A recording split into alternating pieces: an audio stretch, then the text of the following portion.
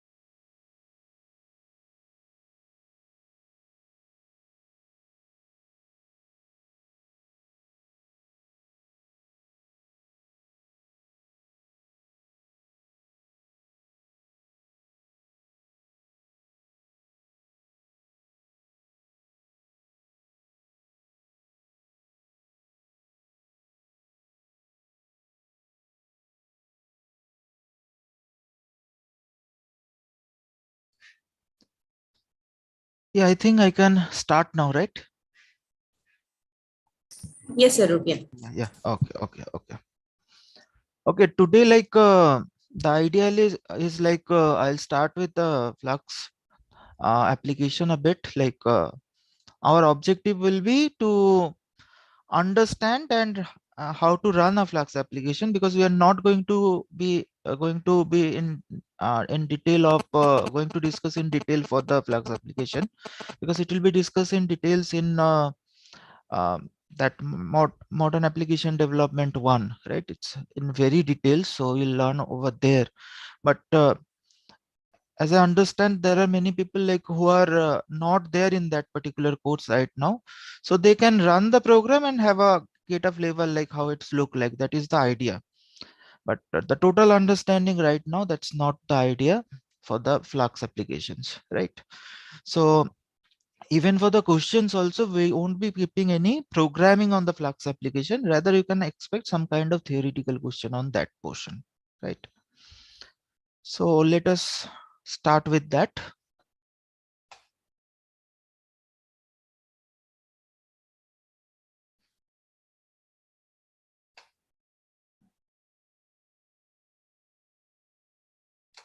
Is it visible? Yes, sir. Yeah. Yes, sir. Yeah. Okay. So this is a minimal kind of a Flux application, right? So I'll just give you some idea like how to do it and how to run it, and the example is there in your slide. That program will provide you, and you can run, you can do some changes, and you can test it, right? So that's the idea. Okay, so basically you have to use the Flux module, right? Sorry, Flux module. Inside Flux module, you are having a capital F Flux class, right? So you want to create an object in the way you want to create a application like Flux web application. So this is the constructor of the Flux class, and you pass the application name as an argument of it. So the root function, it's basically calls a decorator. So it's basically gives a URL, right? So that's like if you're making a request for a page, right? You say like something HTTP something dot com slash something, right? So whenever you are giving a specific URL to request a page, so it's basically map the particular URL to a function. So whenever you are making a request for a backslash, that's basically the root directory of any website. It will basically invoke this particular function. That's the idea is, and the application will be run by the run function, right? The run function basically starts the local application development server, and it assume by default the port is 127 0.0.0.1, as we have discussed last day, that local host or 127.0.0.1, and the port will be assumed as a 5000. But you can give it explicitly here which port and which IP you want to use for running your application server, right? So again, repeat that same thing. First thing, if you want to create a Flux web application, you need to um, import this particular module, Flux module, with a small f, which is having a class called as a Flux, which is with the capital F. So you have to create an object of the Flux class. Then you have to use these functions, which are called decorator functions, which will map a URL. So this is a specified URL to a particular function. That means if you ask for request for this particular URL, then it will call this particular function. That's the idea is, right? And then we'll call the run function. So run function will start your application server. So by default, it will be run on your local host. That's 127.0.0.1, and the port will be 5000. So do you want to ask anything regarding this? But don't, yeah, please, if you have. So basically the people are not there on the app dev. They are specifically because who are already pursuing the app dev course, they know many things in details. Am I audible? Yes, sir. Yes, yes. Okay, okay. So that's fine. So I think you don't have any specific kind of doubt. So if I run this program, right, it's going to start the server, right? Application development server. You can see this is your server address, or you can also have a local host, right? And this is your port number, right? So how do you access the page from your server? So we go here, we can type a local host 5000:5000. So that's a slash. Slash is the URL which is you are requesting for. It means the root directory. So you can see the output is rendering over here, right? Which is hello world, because this function do nothing but returns a hello world string, which will be rendered in your browser. So instead of if you are returning a HTML, so that particular HTML will be available on your browser.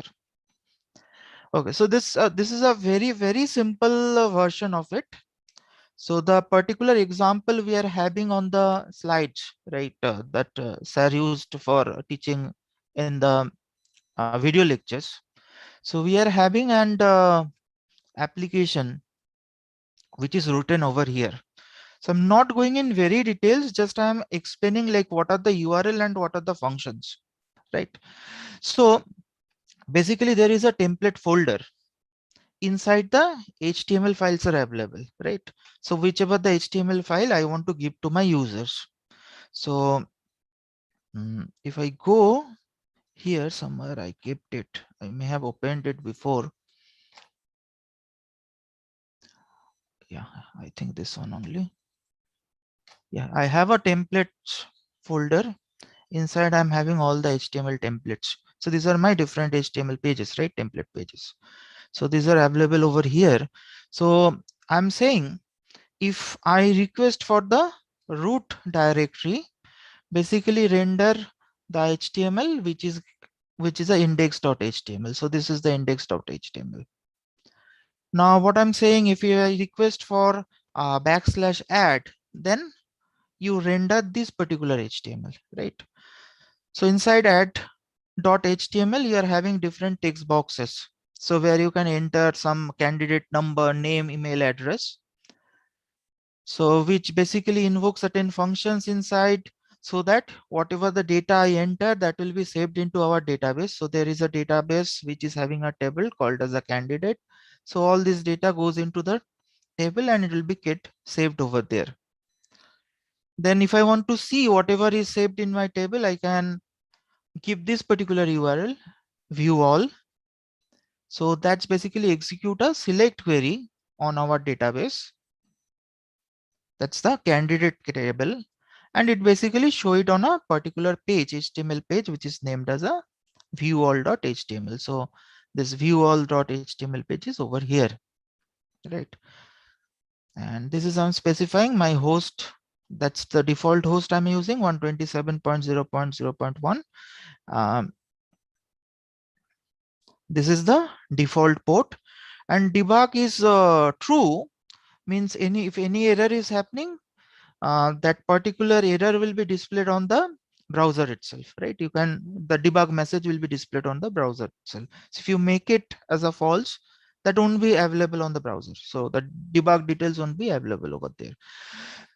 So just I want to repeat this.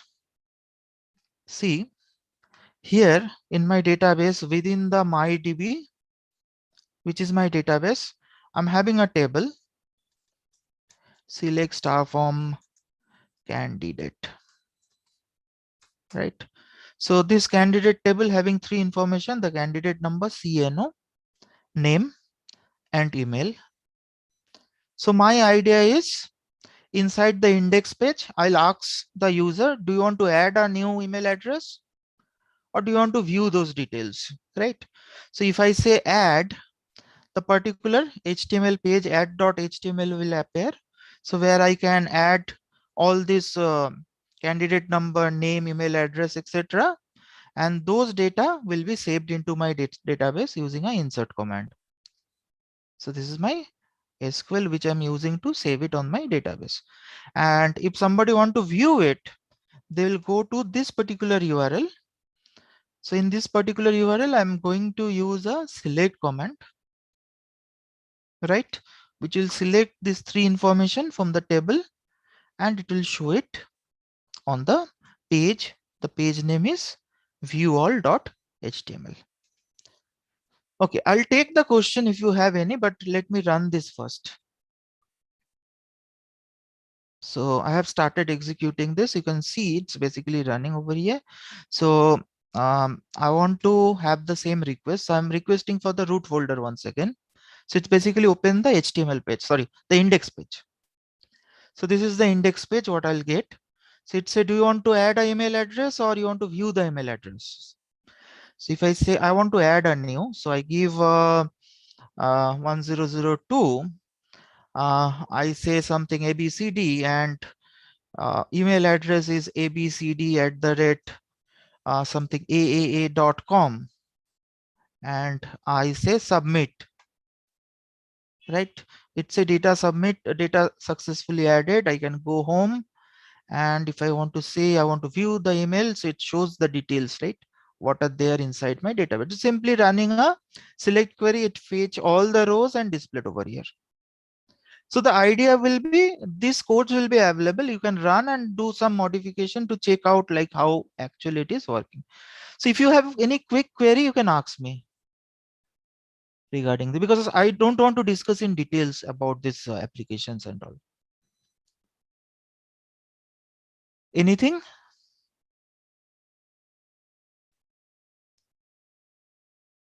Okay, okay. I don't think anybody having anything. So I suppose we can provide you this coach, right?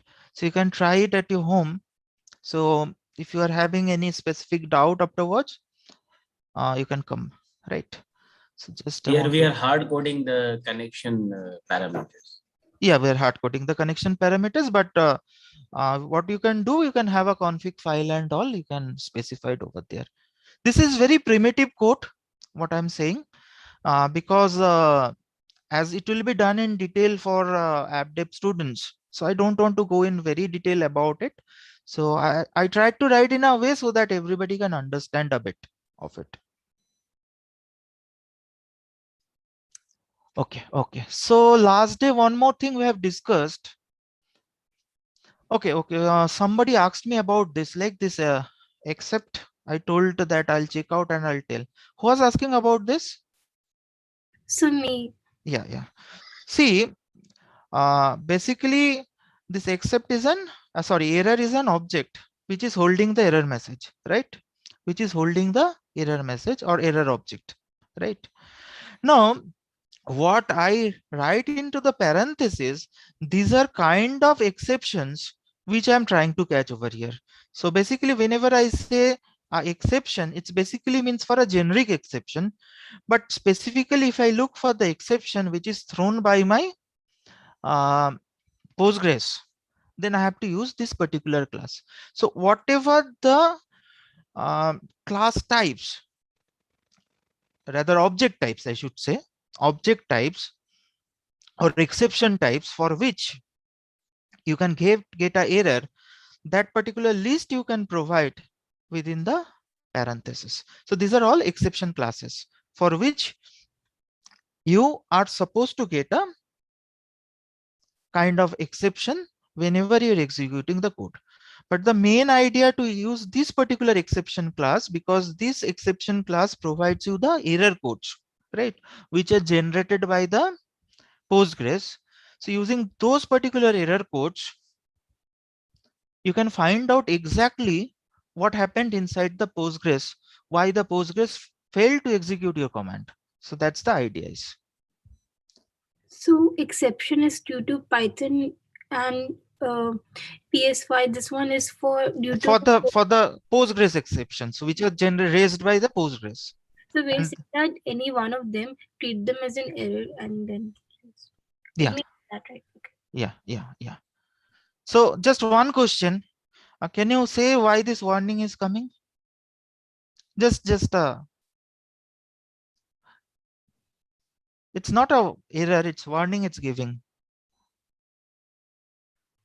So please, the app dev people, don't tell this.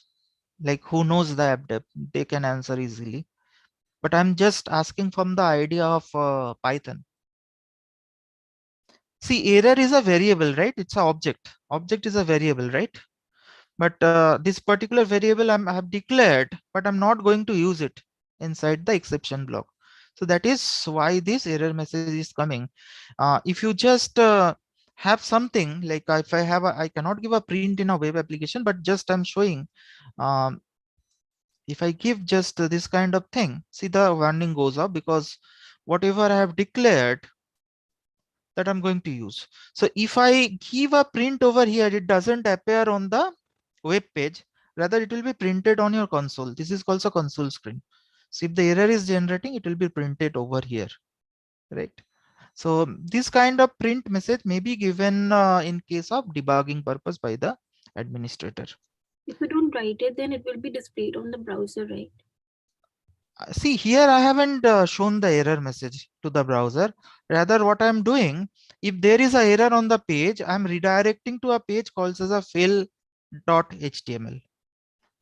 So there is a page which will show you the action got failed or something. And if it is success page you have already seen. It This says success. Yeah, please. this HTML page is in your computer, right? Like named as this fail.html. It's a file on your desktop. Yeah, it's not on a desktop. It's basically have created on this folder. See, this is the application folder.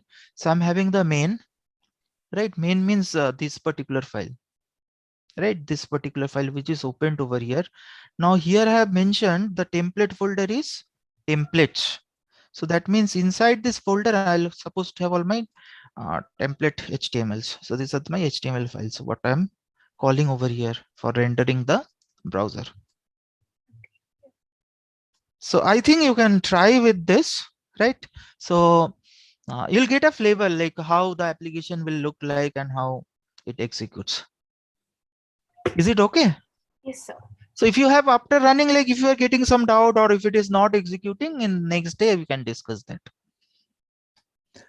Okay, so last day few people having some thing to be asked about the SQL injection, right?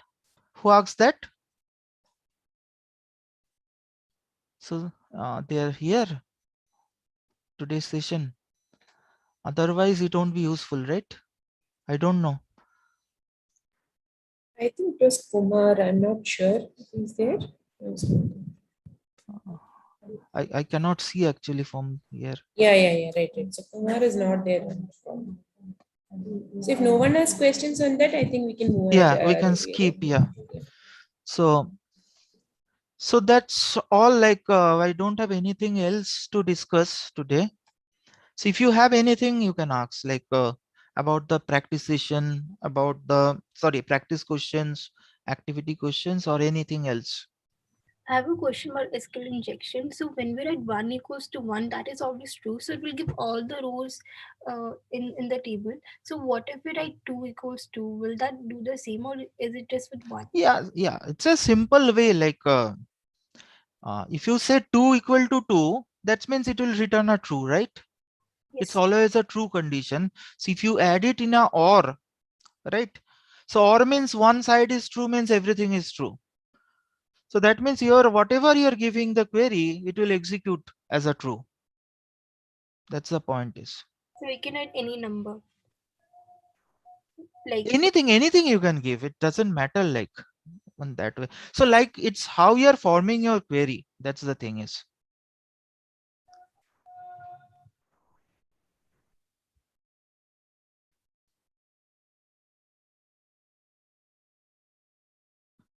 So any question you are having or any portion you want to discuss today?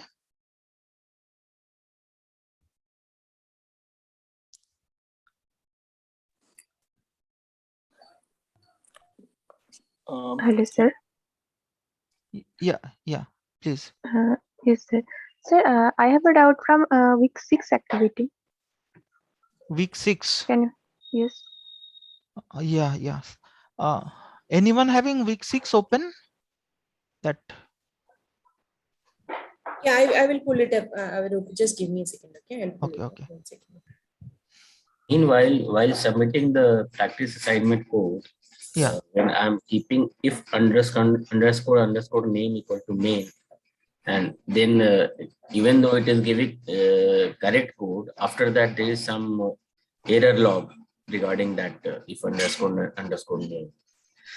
And if I remove that, then there is no such error log. So do I need to keep that in my code while submitting related problems? Can you tell what is the error log actually? I mean, what is it showing? Give me 2 minutes. I'll again run and tell you. Just a second. Yeah. Okay.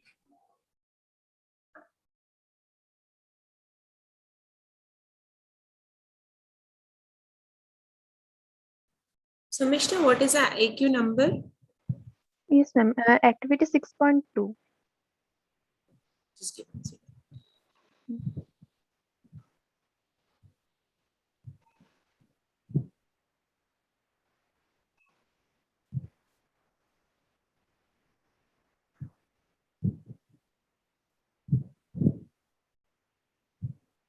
Yeah.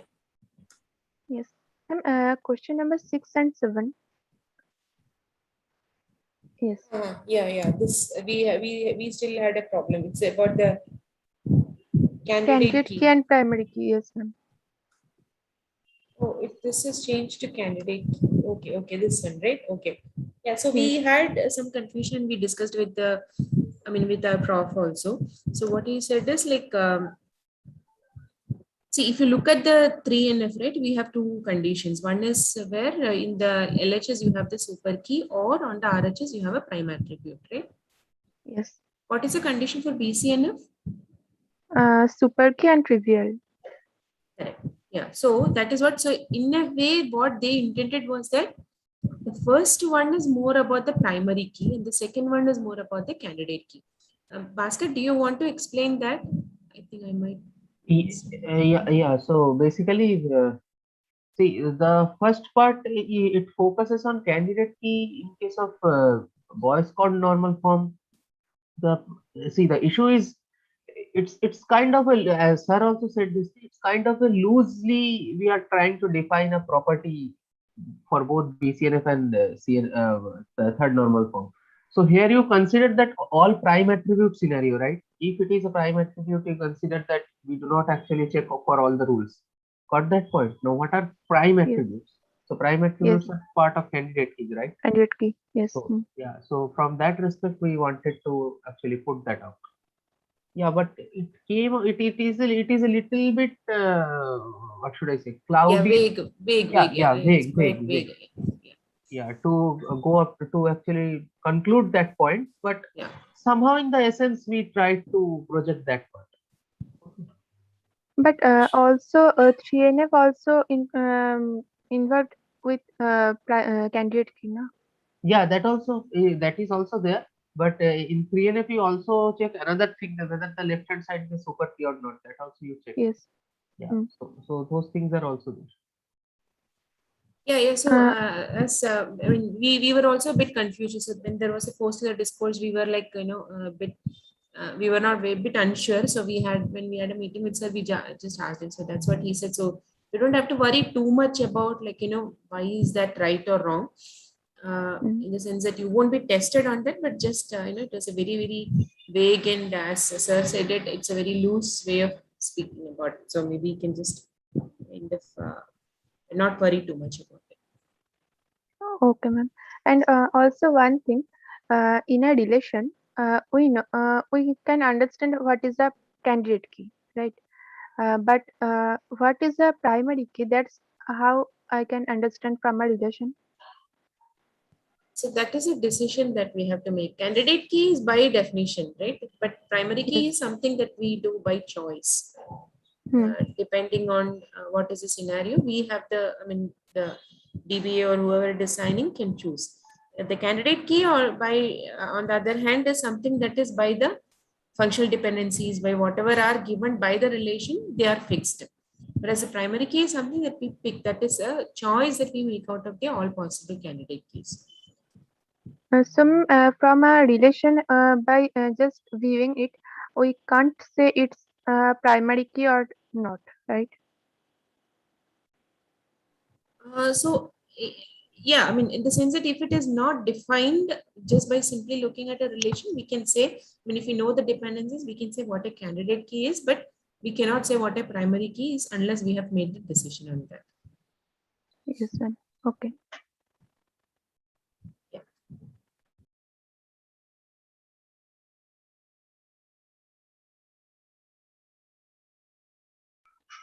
Hello, ma'am. Yeah. Ma'am, one question also.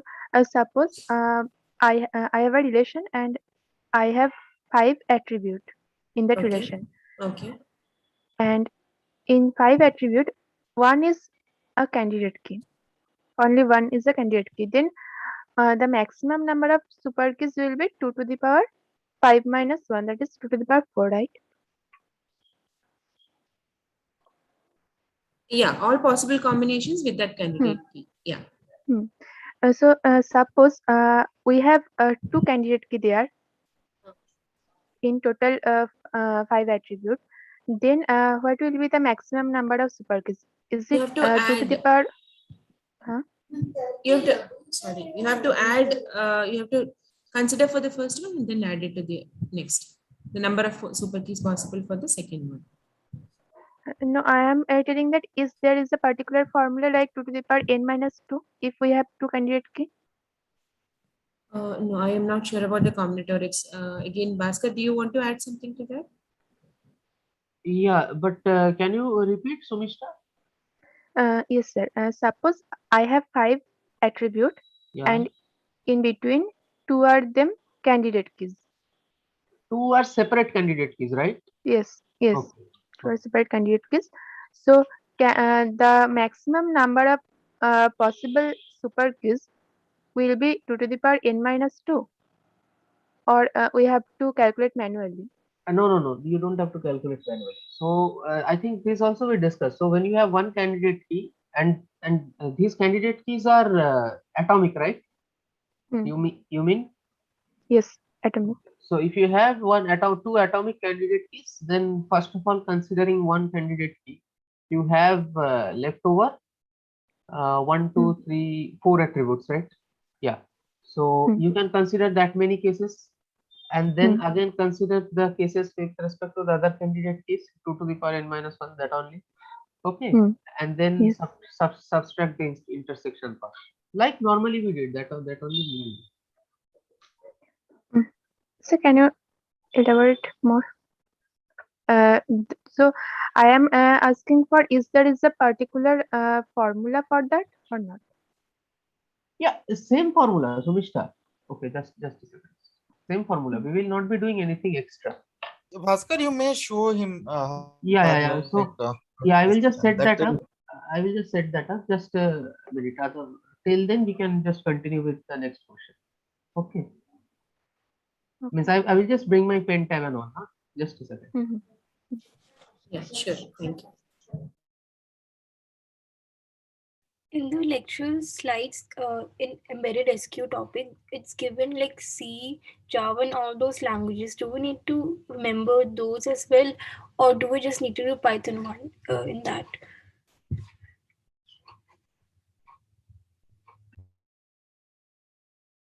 Mehak, you're asking whether you need to by heart the syntax, is it, for the execute SQL? Because I'm not from CS background, so I don't know Java or C plus any. So in lecture, there's also in Java and C plus plus all the codes. So do I need to understand them, or do I just need to do Python and SQL? Like, From an exam perspective, is it? That's what you mean? yes, ma'am. No, you can just go through them, read through them, but you don't have to by heart the syntax. Because yeah.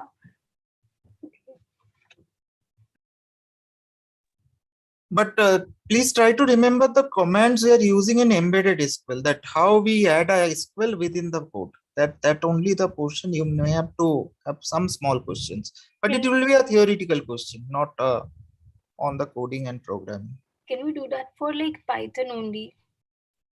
Yeah, the question will be on Python only, but what I'm saying, the embedding part, like that embedded SQL one part is there, you'll find. So Yes. that part, like how we embed it, that instruction or that there are some symbols. Please try to remember only those symbols. You'll find it, I think. Otherwise, the C code or Java code, you don't have to remember the codes.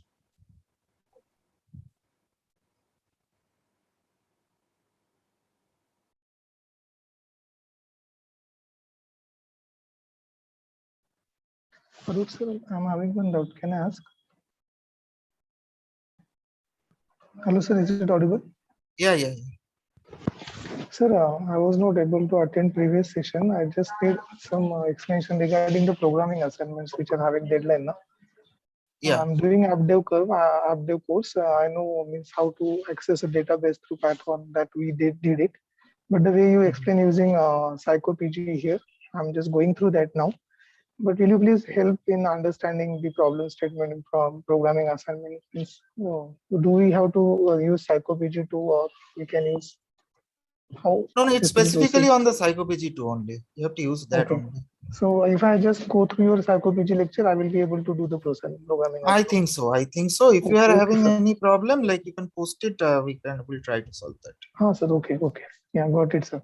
Yeah, because Thank last day we have done step by step. I think you won't have any problem. Yes, sir. Yes, no problem. Thank you, sir. Thank you. Thank you. Is there like in this like how do we like know host number of of this file? Like how do we know that? Because it's not given a host number or anything. No. In the programming assignment. Yes, sir. Programming assignment, you We won't have get it given. on Flux. No. Okay, so the questions that Okay. we have given in the portal, right, Mehak? Yes, ma'am. You are talking about the host name, host number, I mean, port number and all that, is it? Yes, ma'am. Like how do we know in this? But we have given, there is an instructions there, right? Inside that, we've given the details. No? Yeah. If you click on the programming assignments, Yes, ma'am. I'll just show you. Just give me a minute. Just if I may add, see, when you're running the code locally, you can give the different database hard code over there, run the program and see if it is working. When it is working, then just switch it before submitting, comment all those things and switch to what is given in the problem statement and keep it in your submission. That way it will run properly.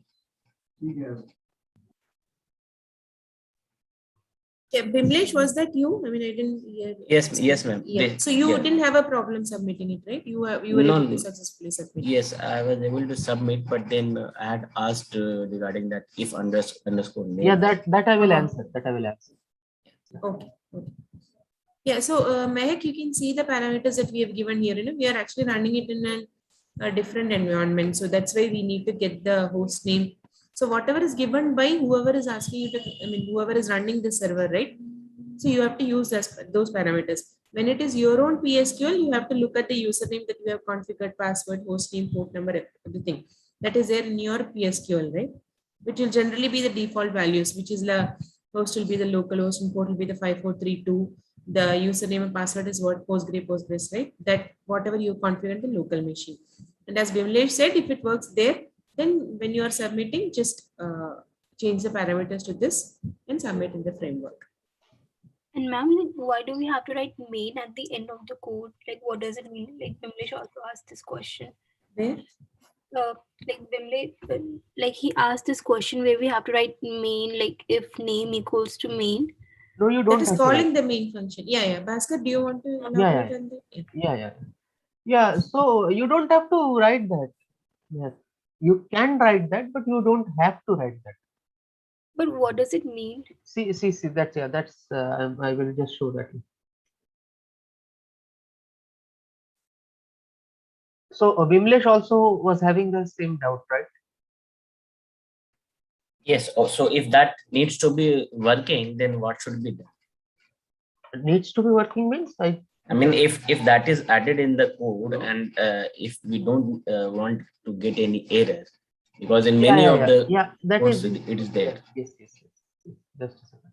So have you, first of all, from where did this idea came? So you must not have written that line before, right? No, it was there in the code earlier also. I mean, what was displayed? Okay. See, so this is with respect to Python or normal programming paradigm, and not with respect to DBMS. So see, so whenever you are writing, so in a code there may be multiple scope levels. Now, what do we mean by scope level? In any program that you write in any language will have different levels or areas where you code. Now, what are the areas? The highest area can be a file, means a file in which you are writing the code. Okay, so the first level is file scope, right? I mean the whole file, the .py or .c, whatever language you are using, that whole file. The second level is the global region. Global region means you are not writing the code in any particular function or something like that. I will show you the example. And number 3 is function scope. Okay, or local scope you can also call local scope. So these are scopes. Now, what do we mean by each of them? So just giving you a pictorial kind of, so suppose this is my Python code. Okay, so this is my Python file actually, something.py, abc.py,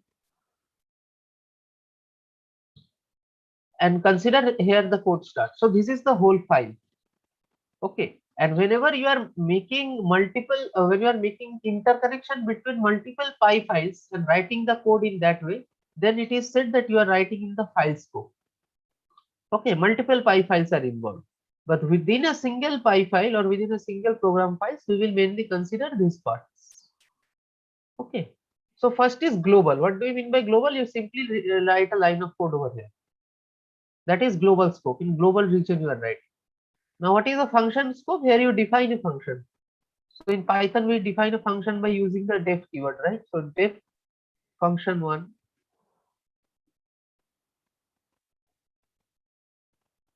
Okay, and then you write your line of code over here inside the function.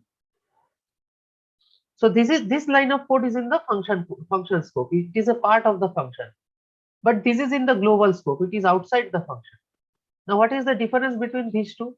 So when the program will be run, the compiler will start running the program from top, right? It will go here and it will see what are the lines of code given. So it will see this line of code and it will directly execute it. Okay. After that, it will move again to the next lines of code and execute. Then it will see that there is a function. Def is there. That means there is a function. Now the compiler will not run a function until it is getting explicitly called. Got my point? So here a function definition is given, but we are not calling it. Okay, only the definition is there. So this code which was outside, the compiler will execute it. But whenever it sees a function, a def word, and after that a function definition is there, it will store that, it will create that function in its system, but it will not execute the function. That is, this code will not be executed, the one you wrote, which is in the function. Now it will again, suppose here another code is there outside the global, in the global region. The function terminates over here. Just assume the function terminates over here. Okay. So after that, when the function terminates, the compiler will again move and it will check, okay, so this code is also in the global region. It will execute it. After this, at the end, you are calling that function. So suppose somewhere here you wrote fun1 and then just called the function, right? This is the way to call a function. So then the compiler will say, okay, now here the function is getting called and hence I will run this function. And now this line of code will be executed at last. So although if you see the location where the code is appearing in the page, so this is first, it is executed. But although this is second in sequence, but still it is executing at last. Why? Because you are calling the function at last. Whenever you call the function, the compiler will go and execute that. Now in your code, what you are doing, now I will, so this is called function scope. Okay. So, okay, so these things are over. Now in your code, Bimlesh, what you are doing basically is you are calling a main function that you are not actually defining.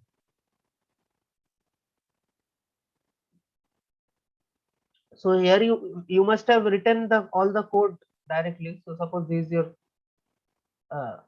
script.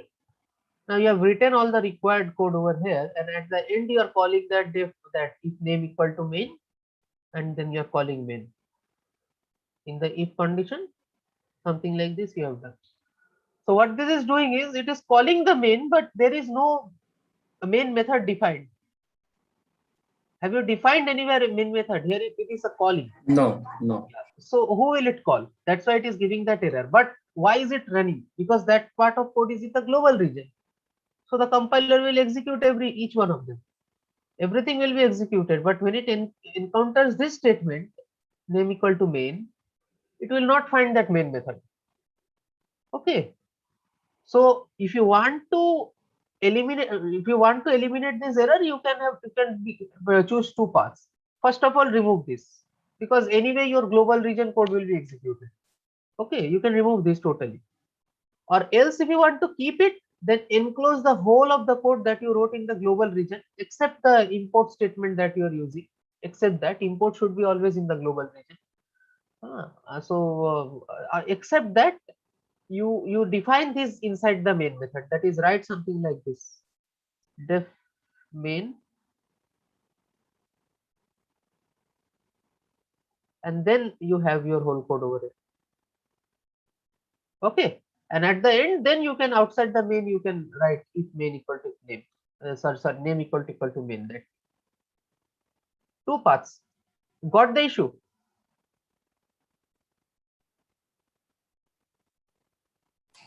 Thank you. Thanks a lot.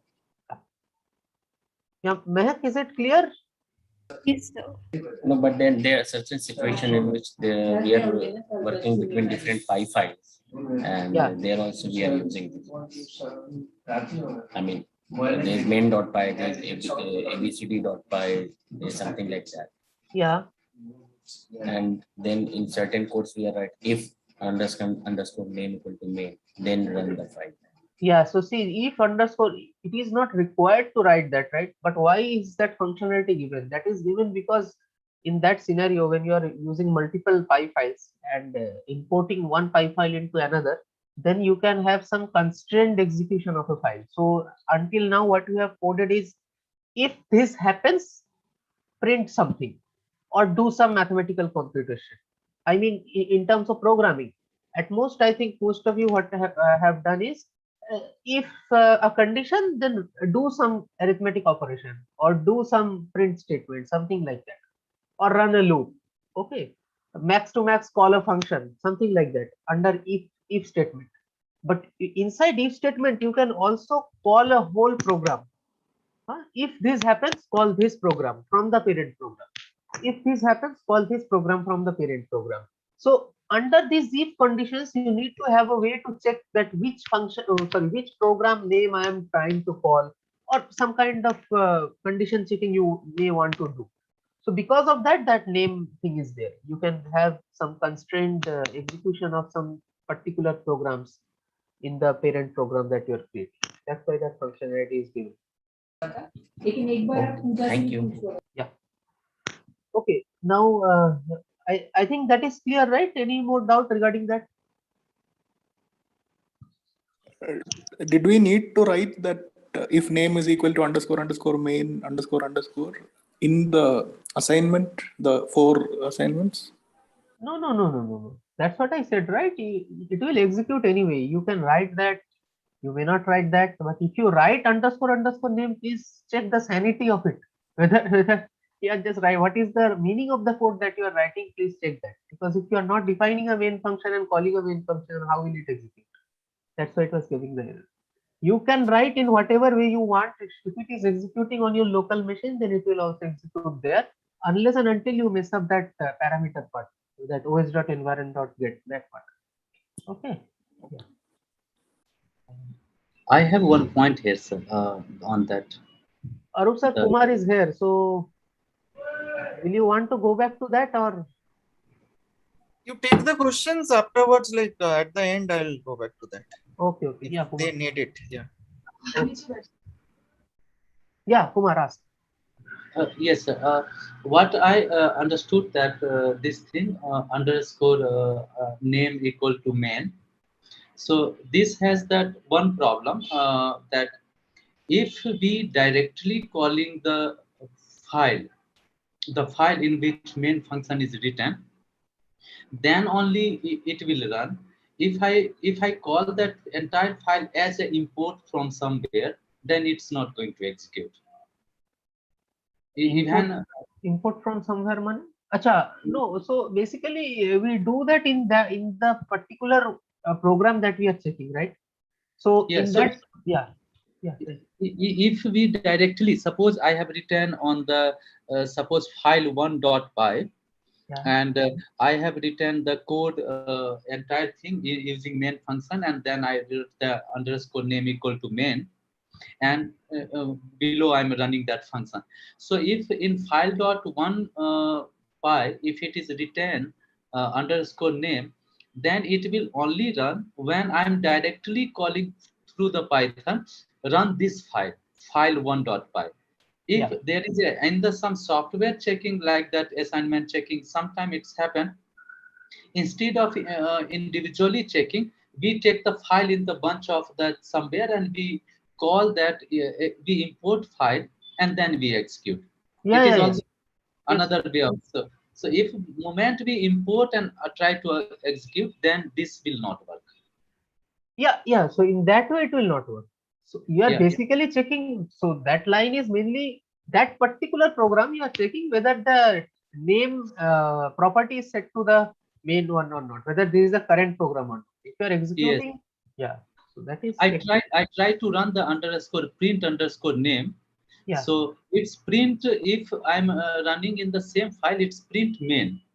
And if I'm running imported file, this thing, it's print the file name of file that. name. Exactly. It's not telling the main. So this will work if I'm importing, and I think another way I can make a security. Suppose I want to use that, if some user want to run the file directly, it should not run. If user is taking import, then it should run. Then I can do one thing, underscore underscore name equal to the file name. If I will give, that means security will reverse. Yeah. So that's what I said, right? You can use that name property to actually constantly call the files.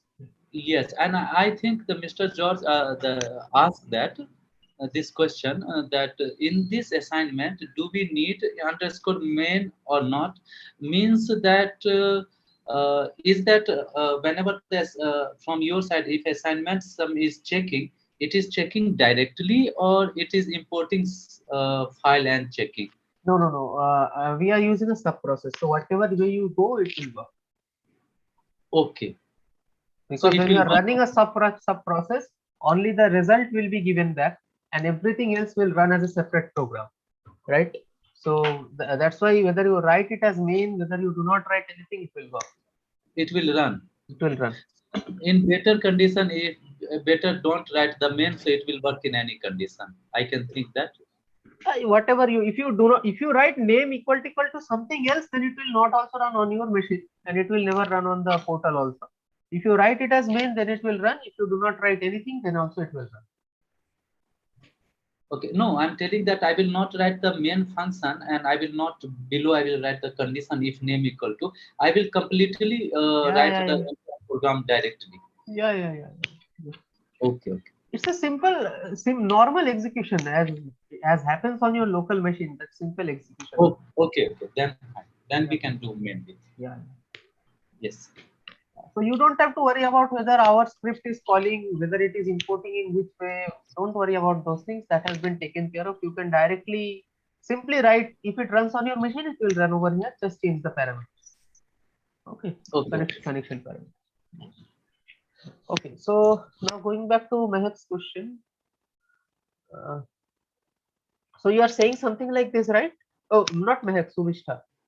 Sorry.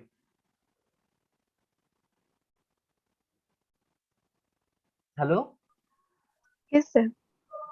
Yeah, okay. So see, if you have a candidate key like this, so two of the attributes are candidate keys, and there are, oh sorry, not 5, right? Not 4.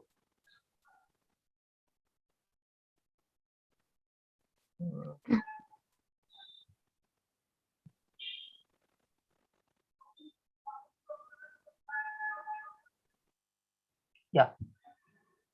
So if you have something like this, what you will do?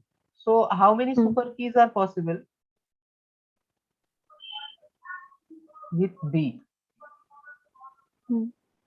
So same thing, 2 to the power 4. 4, yes. Super keys with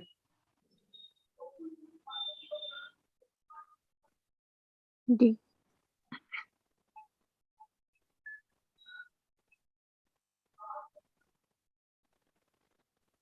What should I write here? Which? B, comma D. Yeah. Both are there. So simply 2 to the power 3. Now see, you have considered all the super keys with respect to single attributes B is there, single attribute D is there. That way you have considered all the super keys over here. Now you have also considered the super keys where you have got both the attributes, that is B and D together. Yes. Okay, so now what should be the next step? Now tell me one thing. So when we consider super keys with respect to B, some of them, some of the keys must have D also in them, right? Right. Okay. Getting my point, what I want to say? Yes. Yeah, so how we actually took care of that part, how we actually did that, means how we adjusted that? Yes, we have to intersect them and subtract them. Yeah, so basically you will add both the case scenario and subtract it. Add this one and subtract the common one where both of them are there. That's the way. That's simply that. You have to think a little bit when composite things come. So that I will not tell, that you think on your own. So suppose BC comma D are two possible candidate keys. What will you do after at that time? Keep this template in mind. Add the normal ones and subtract the intersecting ones. Keep that template in mind and try to think about it. And if you can't think about it, what is the final? At least give a discourse post on what your idea is, how to solve it. But if you cannot think about it, then we will answer on that. Okay. Okay, sir. But I am asking that suppose in left hand side you are considering B and D are separately candidate keys. Yeah. Right. and super keys with b will be 2 to the power 4, and d will be 2 to the power 4, and with b and d will be 2 cube. Yeah. And then we have to add all them and then intersect, subtract the common super keys, right? Yeah. So I am telling that so when we are subtracting, then we have to do that manually. Otherwise, how can we know which are Yeah, the that common? part, that subtraction you have to actually check. Yeah. Yes. So that I am asking that thing that if it's given this type of question, so we can't say without doing this manually, na? That how many possible maximum number of super keys will be or not. No, no. Okay. Can you tell me with respect to which question or any particular thing, that otherwise it is getting means what you want to exactly say that I cannot get. So can you give me a question which has been Okay. given to you or something like that? There is actually there is a practice assignment question, I think, in week 5, that was told that you are 5 attributes and one of them are candidate keys. Then how will be the maximum number of super keys possible? And the answer will be 2 to the power 4. Yeah. But then I thought that what will be if we have two atomic candidate keys? Then how what will be the answer for maximum number of super keys? That's why I am asking you. Then what will be the answer? Yeah. So that's what we, so see, when you got b over here, just consider this scenario. So we are taking b. So then the possible number of super keys are 2 to the power 4. Now within this 2 to the power 4, you have got some of the cases where b and d are together. And when you are considering this d also, you have got some of the cases where b and d are together, right? Hmm. Now, what are Hmm. the cases when you will get b and d together? You will get these cases. So you simply add these two and subtract 2 to the power 3. You will get the answer, Yes, right? Yeah, that's it. but we can't told that exactly that this will be the answer now. If it's told, don't told me that what will be the attributes of that relation, then it's not possible to answer that. So attributes of the relation, you Hmm. mean? So if it is Yes. given in terms of n, then you can Hmm. consider n only. So okay, so let me tell you. So can you repeat that question exactly? Suppose I am telling with n. Okay.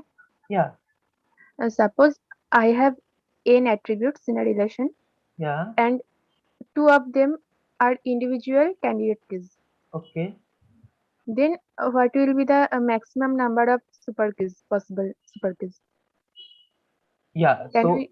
yeah, if you have n attributes and two Hmm. of them are for candidate keys, so Hmm. first of all, considering same process you repeat just with n. So first of all, Hmm. consider the first attribute, which is part of Hmm. sorry, first candidate key, I mean. Yes. Okay, but 2 to Hmm. the power n minus But 1, in minus one. again 2 to the power n minus But in 1 minus one. with respect Hmm. to the second. Hmm. Okay, Yes. and considering both 1 and 2, you don't have to look at what Hmm. is the attribute, just think it like this. Yes. You will get something To like the power this. n minus two. So you add these things and then you subtract this same part, no issues. But I am asking what will be the exact answer when I don't know the attributes. Then. No, it will be terms of n only. It will be in terms of n only. 2 to the power n minus 1. Hmm. Sorry. Just add the two and subtract it. If it can be simplified, simplify it. Otherwise, keep it same.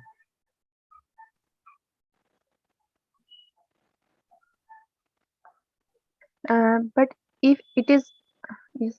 Yeah, yeah. Tell. No, no, no.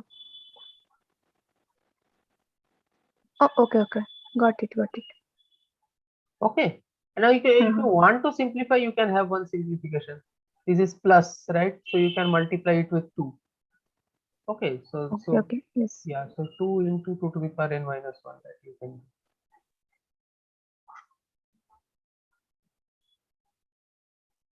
Something like this you can do. So that way, if you are multiplying by 2, it will become 2 to the power n minus 2 to the power n minus 2. Now, at whatever level you want to go, take 2 to the power n common. That is just simplification. Whatever you want to keep it. Yeah. Sorry, not 2 to the power n. Same will be for 3, 4, and up to anything. We can do it in this process, right? What? I did not get you. And now, if it's told that there are 3 individual candidate keys, then we can do the same process for that, right? Sorry, I did not get you. Can you repeat? I'm not getting 5 attribute and 3 individual candidate key. Yeah. You can simply put it in the formula. Okay. You will get something like this. See. Okay. Thank you, sir. Okay, I think I did it correct only. 2 to the power 2 add 2 to the power n minus 2 to the power n minus 2. Yeah. So this kind of thing you can do, but basically this form is important. Yes, sir. Yes. Got it. Yeah. Anything else?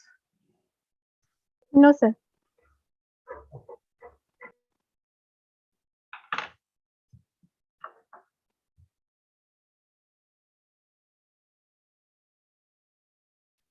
If you have any question regarding week 6 or programming assignment or anything else, you may ask it.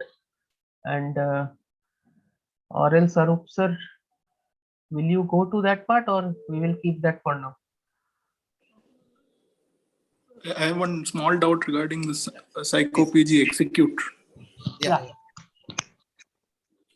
So we pass the parameter in that execute as a tuple, right? Arup sir, you are answering it or We pass. We pass Can you repeat? whatever. We pass the SQL statement and any parameter that should be included in the SQL statement. Parameters goes as a tuple. Parameters Yes. goes as a tuple. So I just had one doubt that in the SQL statement, suppose we want to search for an attribute that begins with a certain letter, then we postfix a percentage sign. We just yeah, percentages. Yeah. Yes. So suppose we want to find something beginning with the letter A, we'll say where attribute like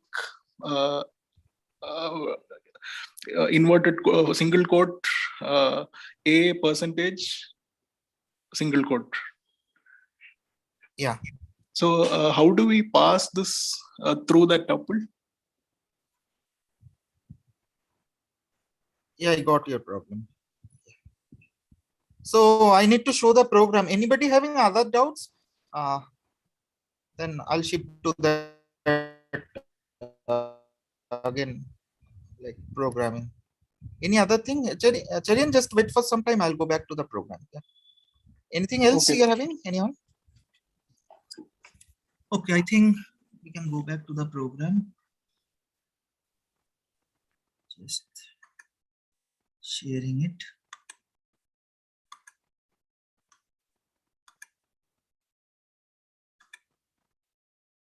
This was our select command, right? So we had select star from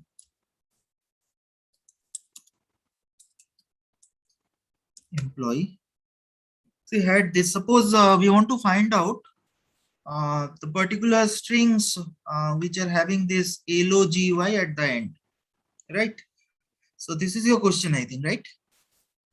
Yes, yes. So we'll put percentage logy. Yeah. The thing I'm doing here, where department is like percentage is, comma, say DBT, simple, comma. So So now, what is DPT? It's basically a string. It's a percentage LOGY. Small, no capital. See, these are case sensitive, right?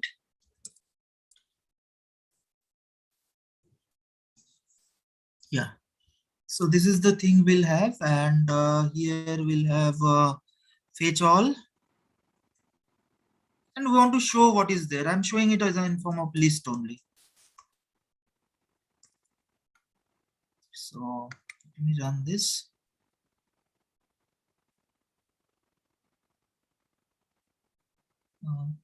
Fetch all takes no, sorry. See, it's fetched everything. See, whenever you, this is the good thing about the parameter. If you do a parameter passing, no, it will manage your string automatically, how it will be passed. So you don't have to think like simple SQL, how you want to do it, you will do the same thing over here. So how actually it will be treated internally, that will be managed by the parameter passing technique. So that is what I wanted to discuss.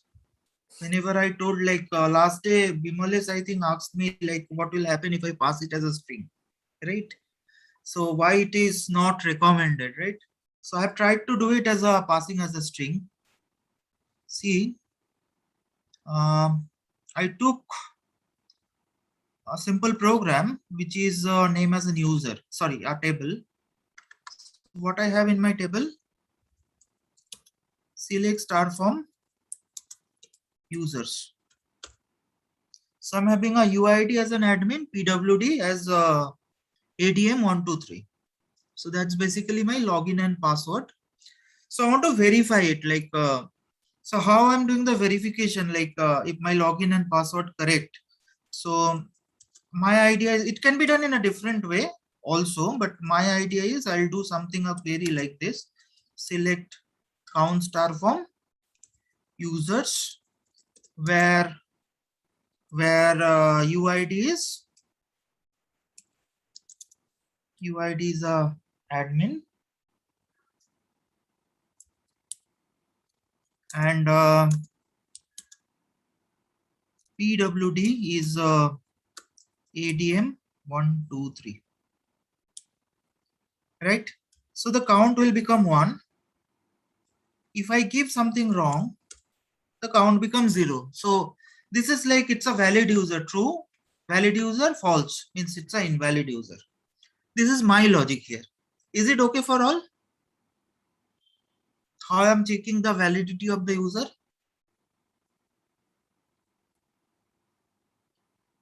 Hello? Yes, sir, it is. Yeah. Yes, sir. Yeah.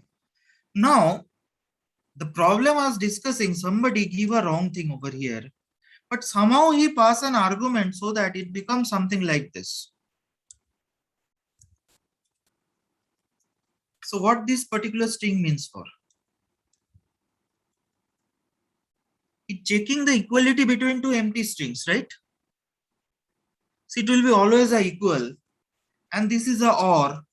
So or means any particular condition is true, the entire thing will be taken as a true. So if I can have something like that at the end or somewhere in my expression, whatever the validity of this thing, that does not matter. This entire condition will be treated as a true, because for or, any side is true, the entire condition is a true. So although here the password is wrong, if I run this, I'm getting it as a true, the result of the query. Even as you find in the slides, if I say 1 equal to 1, it's always a true condition and it's with a or. So for or, any side is true means the entire condition is true, it's a true.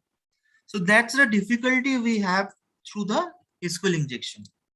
So now I tried to show you, like here I'm having a SQL string. I'm taking it as a string. The same SQL statement, count star from users where UID equal to in the single quote, whatever the UID passed, that will be embedded in a single quote. Then and then whatever the PWD I passed, the password I passed, that will be again embedded in a this thing. So see, whenever I'm running this, so I do a fetch one. Fetch one means it returns either 0 or 1, right? If the particular UID and password matches a match, then it will return a 1, means the row count will be 1 because 1 match I'm getting. And if it is not matching, it returns a 0, right? So I get it in a row. So if the row 0 is 0, that means it is an invalid user. If the row 0 is 1, then it is a valid user. Up to this, is the logic is clear to all?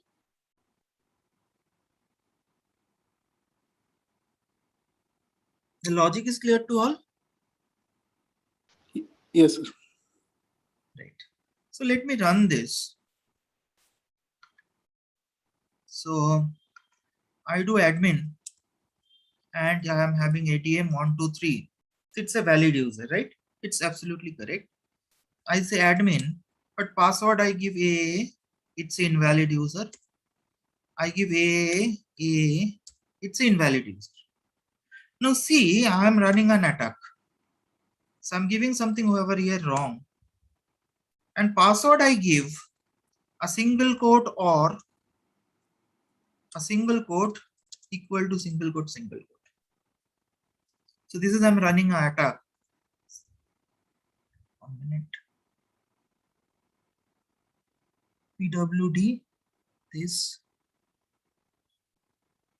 Okay, sorry, I've done a mistake. A, then it is single quote or a single quote. See, now it's giving a valid user. Why it will be like this? See, I'm printing the string, right? So whatever the string actually my SQL is forming, that I'm printing it. So I'm giving invalid something. So I say a, but password I give my whatever my attack string. That's basically a single quote or single quote this. See how my strings look like. So you can understand in the OR, whatever the thing is there, that's ever a true condition. A empty string equal to empty string, which is always true, right? So that means whatever I may have as my login and password, it will always let me into the particular database, right? Or into the application, because it will take it as a valid. So you can give in many way this thing, like it's not like always has to be empty equal to empty. You can also run it something like a wrong thing, then you can give or, then say 1, then you say equal to, sorry, this. See, again it's a valid, it's basically makes a or 1 equal to 1. Now instead of using string, let us make it parameterized.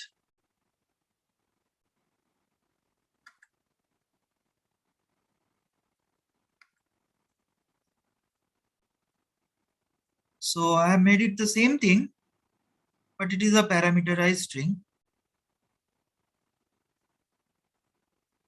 And I need to run it, no? Yeah, it is executing it. Then here I am fetching. If the row is 0, then it's invalid, otherwise it's a valid. Is it clear that parameterized string? So one question, like how Yeah. is double quote equals to 1? Like when one Double is quotes equal to 1 means? like in OR statement. You are telling this one, this portion? Yes, sir. See, this is the first condition. UID equal to single quoted A. Then the second condition is this. PW equal to empty string. It's a single quote, means a empty string. It's not a double quote. Yes. Empty string, single quote, single quote. But in double quote as well, we have. No. In SQL, do you use any double quotes? In SQL, have you used double quotes anywhere? It's always single quoted, no strings are.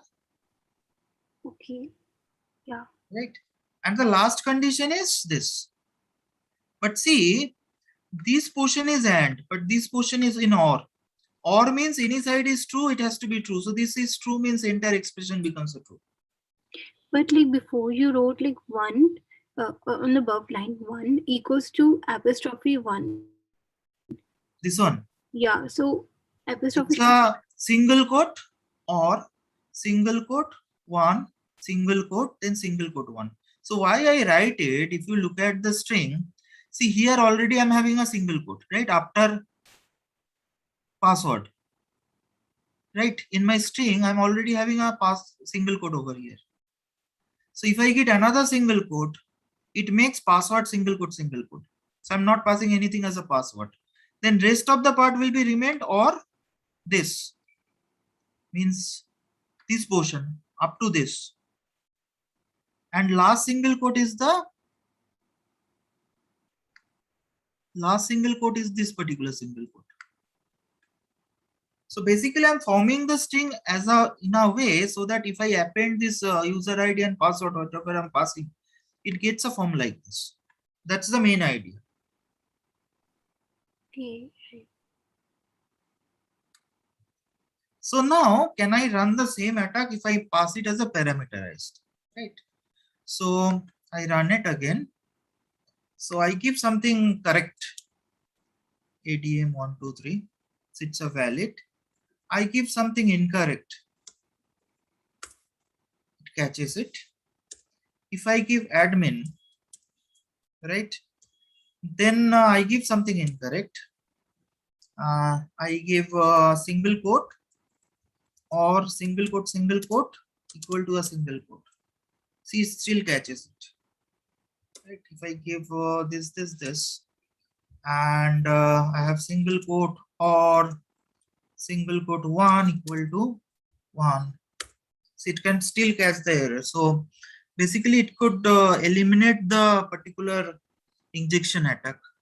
And if you want to see like actually what is going to be there inside your database, if you pass this, so there is a function with the cursor, right? This is the function using which you can also print like what actually going into the database. So in case of parameterized, you cannot print it, no, and check it what is actually going into the database. So this is if you do something correct, so you can understand why it is not printing.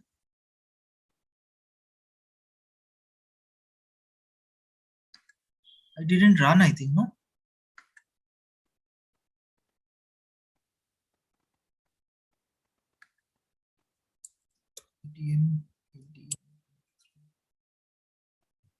Sir, do you have to enclose it in print or something like that? Just a minute. Yesterday I've tried. It was working. Just let me check. Yeah. STR won't work, I think. Will it work?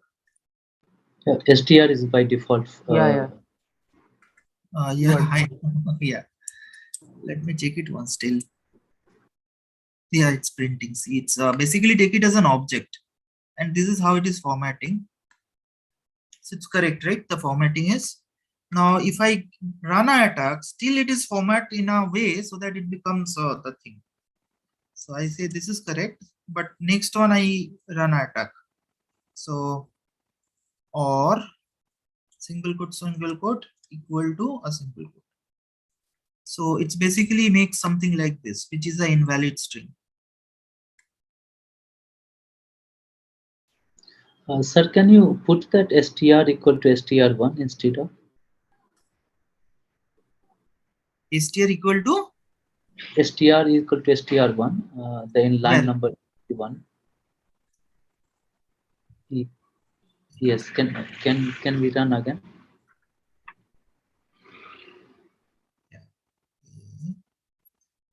single quote equal to, sorry, or single quote 1, 2, single quote 1. Yeah.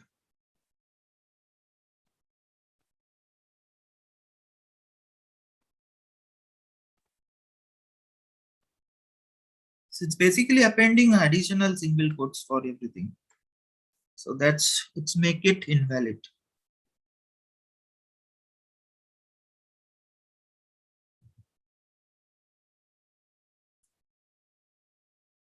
So you can try this at your home. So this is very important, right? What's the difference between 19 and 21? 19 and 21 line. 19 is actually executing it, but this basically return it as an object, this entire string. After passing the parameter, how the SQL is forming, like what is passed to the database, that you can fetch and put it into a string, because I want to see actually what is going into the database. So this cure dot, what is that? Mergify. Mogrify. Okay. Mogrify. It is happening inside the after executing. You can do it before execution also. It basically prints whenever it is going to the database, what is the format. That's all. Okay. Before entering the data. Yeah, in which format it is going. Because if you are just passing it as a string, you can print and check out like what is going. So can we do for that also the line number 16, this process? Yeah, you can do this.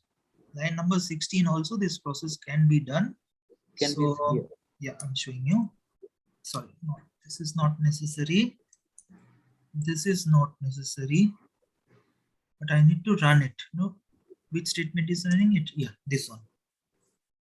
This one is running it, and here I need to write it in a different way. I need to write it as a str1 equal to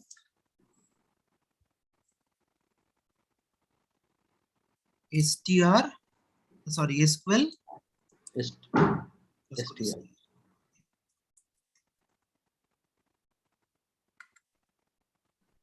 So it's admin, and I suppose run the attack.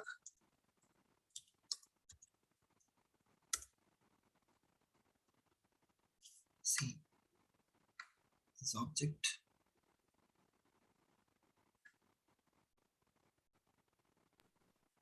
Now this will return a true, right? Yes, because that they inside formatting is the different type. Yeah, formatting, it's internally to format in a way so that this kind of situation, like it's basically enclosed again the things. Okay. Can I stop this now? Yes. Okay. Yeah. Hello, sir. Yeah, please. Sir, you used str as a variable name, so should it not give error? Actually, it won't give an error until and unless you also use it as a function and these things at the same time in both the sense. So if in the whole code, if I don't use it as a function, yeah, I don't think it will give an error. You can test it once again. But if you use in both the sense, then it will give a error. Okay, sir. Okay. For most of the keywords in Python, maybe it is the way it happened. Okay, sir. So do you have any more questions?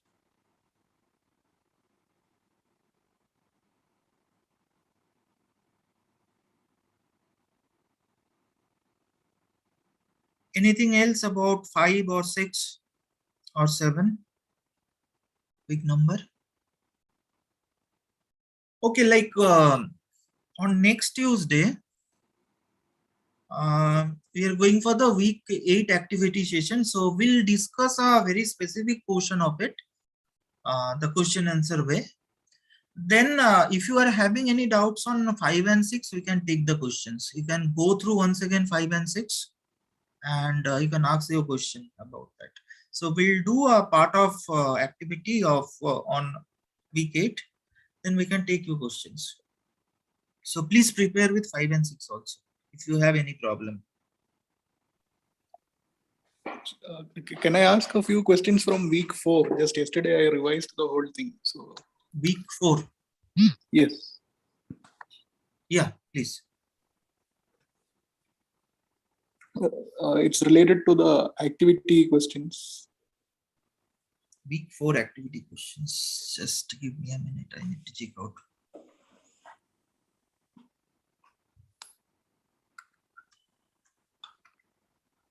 Activity question 4.1, first question. Yeah, just 1 minute. Let me log into this.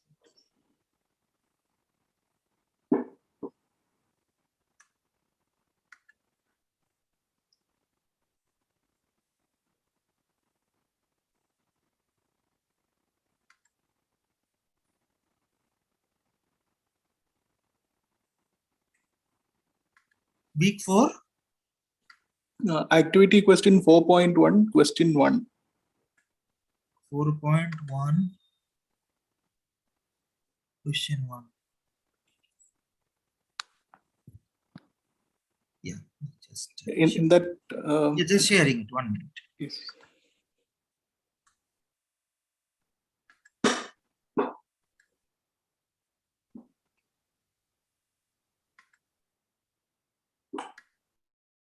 This one, no? Yes, yes. In that, the fourth option, I just wanted to know if that fourth option will always return null.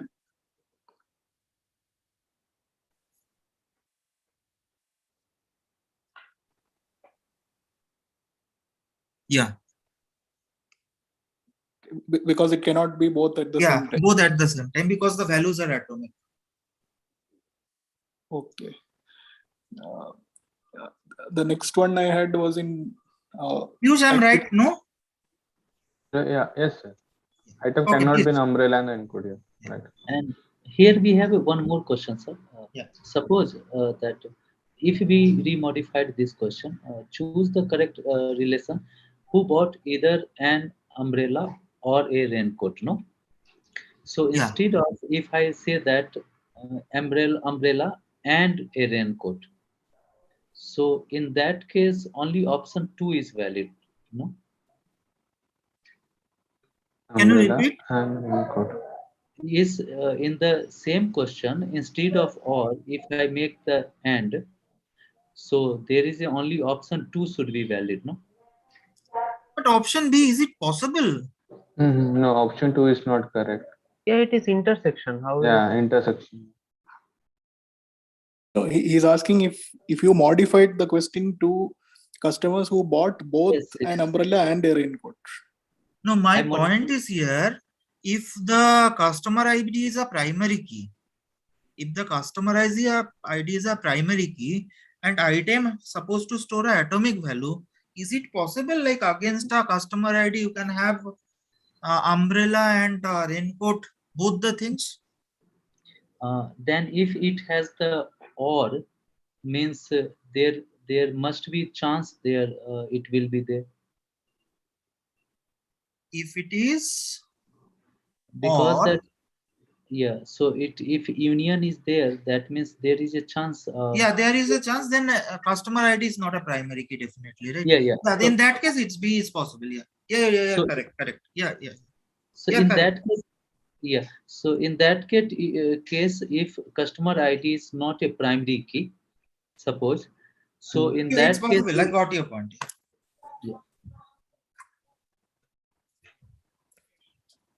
Yeah, please. So B will be correct, but 4 will be even not correct, no? Yeah, even not correct.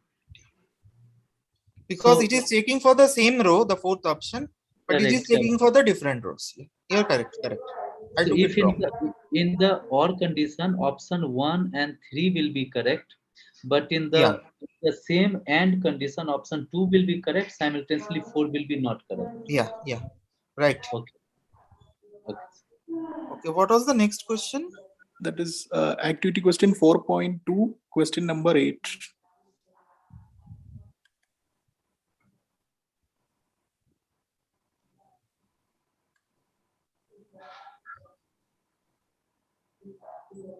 Piyush. Yes. Yeah, please. In this, I just wanted to know what is that that implies kind of sign. Could you explain that? Basically, it is a TRC notation that we use for a division operator in TRC. for division. Yeah, means P belongs to Y. Okay, so the output will be here. If we divide X divided by Y, the output will be A, right? That is from X. Yes. So that's why I have mentioned that is in the inside the angular bracket, that is A. Then after that, A belong to X. But if you observe that implication symbol, it means that B will that is belong to Y. Implies that A comma B is belong to X. Okay. So basically, it is just for representation. It is a standard way of representing the TRC for division operator. Okay. Yeah. If you see any standard textbook, now it will give the same thing only. It is a standard way of representing that division operator. And it is called as implied only. It implies. Implies no, Yeah, no, that I don't symbol think. is implied. Simple implies. Okay. So in this question, like, can you explain once again what does it mean implies?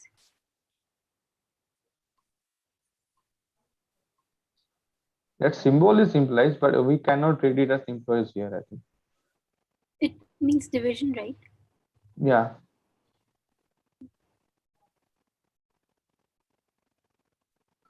Sir, suppose whenever we do the division with the set, actually what type of question we ask?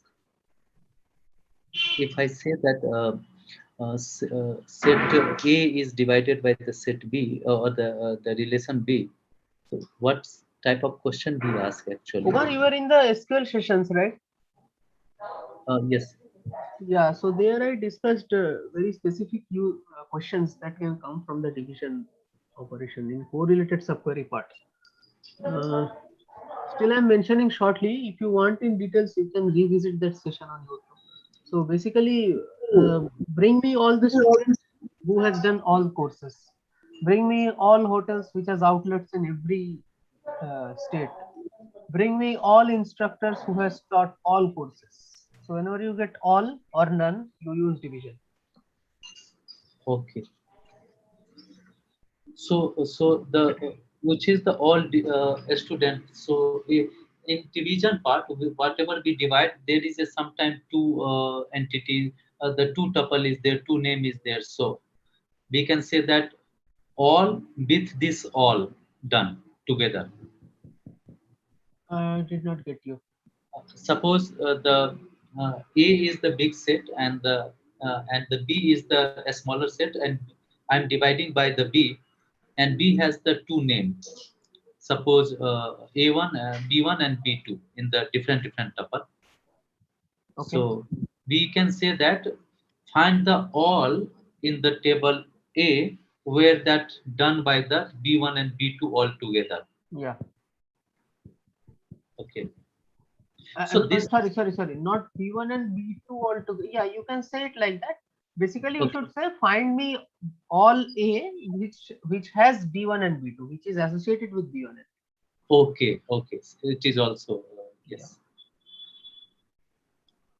And regarding this last two options, so what is the meaning of division? The meaning of division is basically if you have some tuple in Y, consider X divided by Y. That is given in the question, right? Yes. So X divided by Y. So when you have X divided by Y, then what you are saying is if I have a value in Y, then in the division operation, the value in A should be associated with all the values in Y, right? Correspondingly, that is, if we speak in these terms, if there is B in Y and we represent that B with all values in A, then only we can say that this represents division operation. So that is why it is given in that way. So if there exists B in Y, that implies AB exists in X. That is the meaning. If you understand the meaning of division operation, you will be able to relate it actually. Okay. Okay. So one parallel condition that is I ask one thing that it is the looks like the similar of the intersection.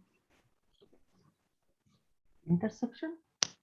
Yes, the question I solved, suppose that B has that two value, B1 and B2.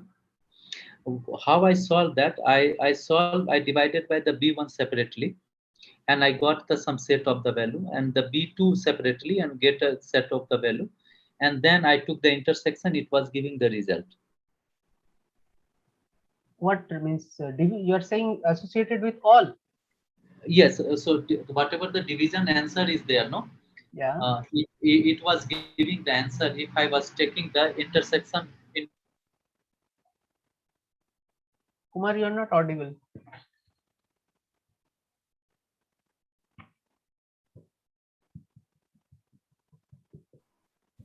Kumar, can you repeat your question?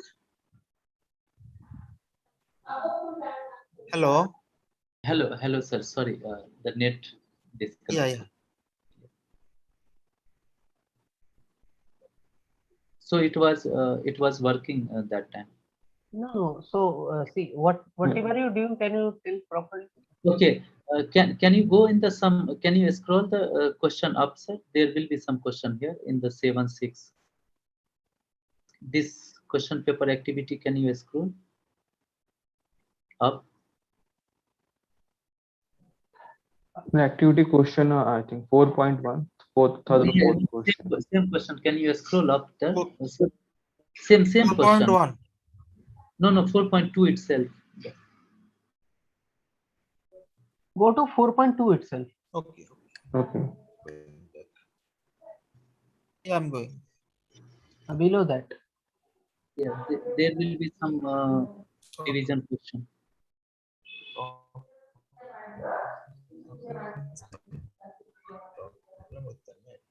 Sir, please click below that. You have clicked on the lecture.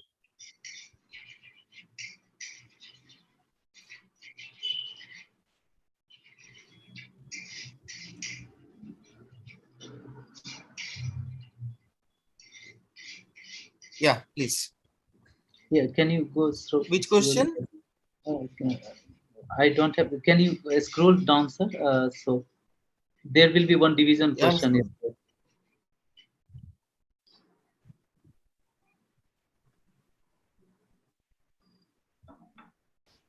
Yeah, this one.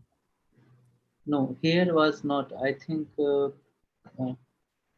1 second, sir. Give me 1 minute. Just time.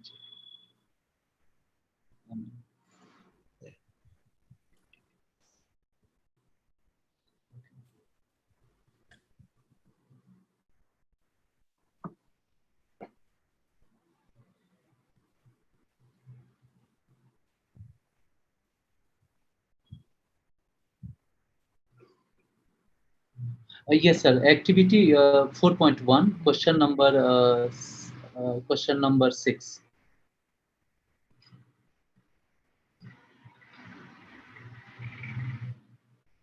Uh, 4.1, question number 6.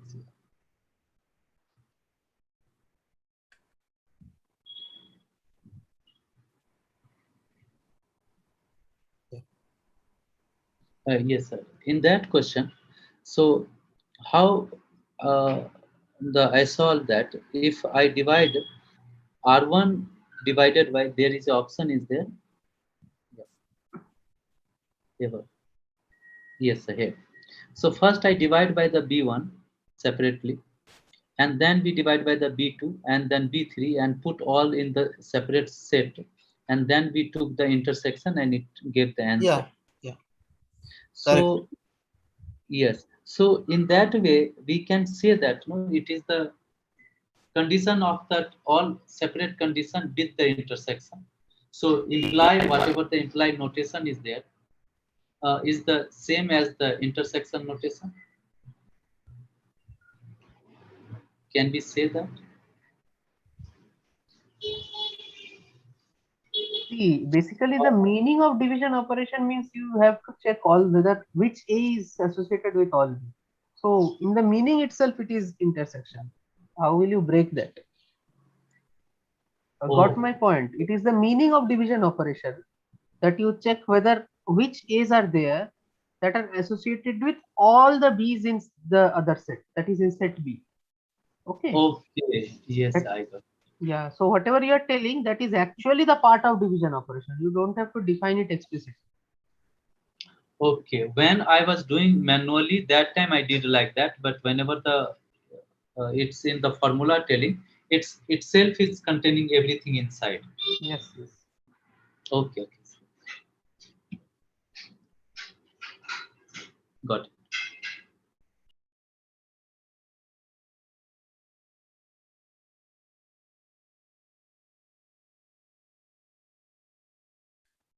Okay, anyone, anything else? So in this activity question 4.5, AQ 4.5.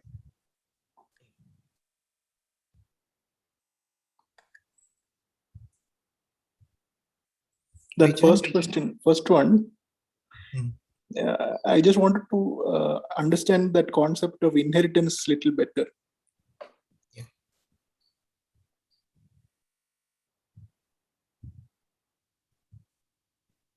Like you want to know in terms of what? Like what is the inheritance? Yes. See, like inheritance, we normally use the inheritance between the entities. Whenever there is a easy kind of clause, we use to explain it. Like we say manager is a employee, right? So Yes. manager is an entity which is a employee entity also, right? So in that case, what happens, like a employee entity may have a employee number, name and salary, whereas manager will just extend that, means it will have the same thing what is there in the employee, maybe it is having a extra thing, one or more extra attribute, that could be a department. That's the idea, is like we'll be extending a existing entity to a newer entity. That's Okay. basically the thing of inheritance.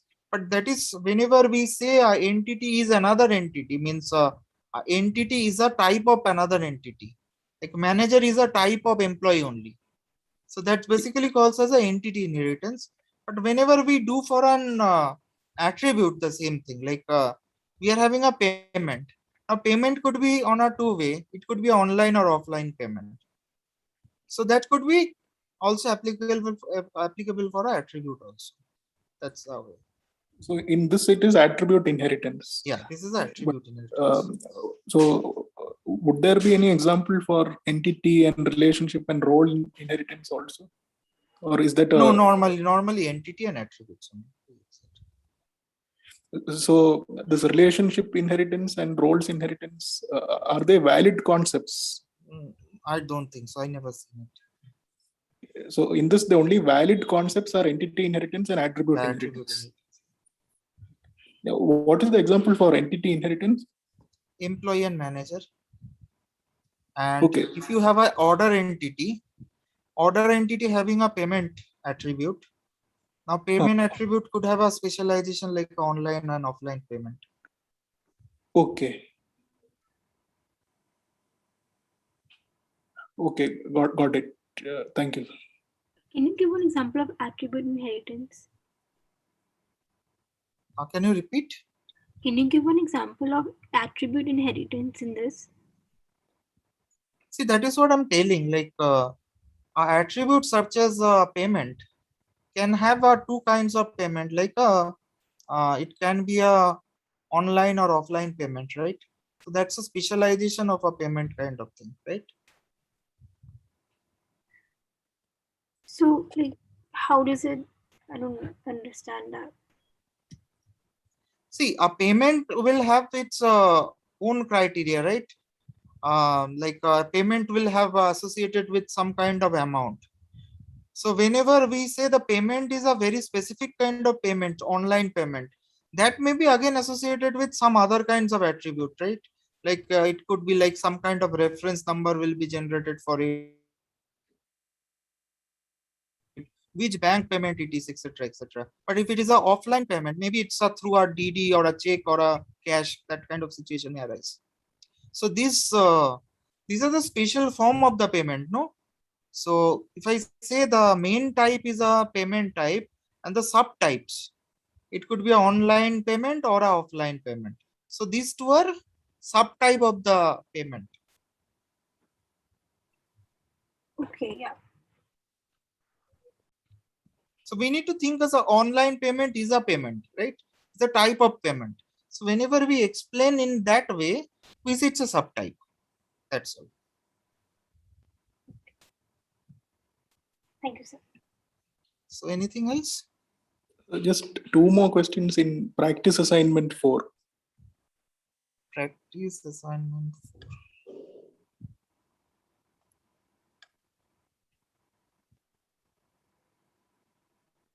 Yes. Question number 6. Which one? Number 6.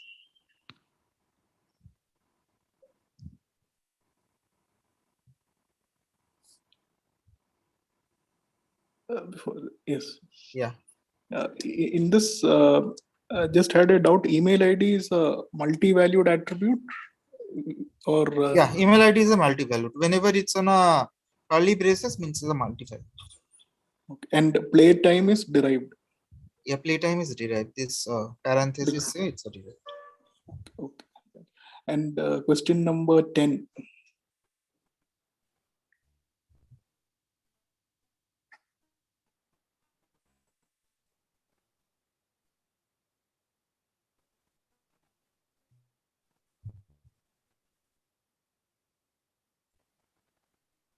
Hello.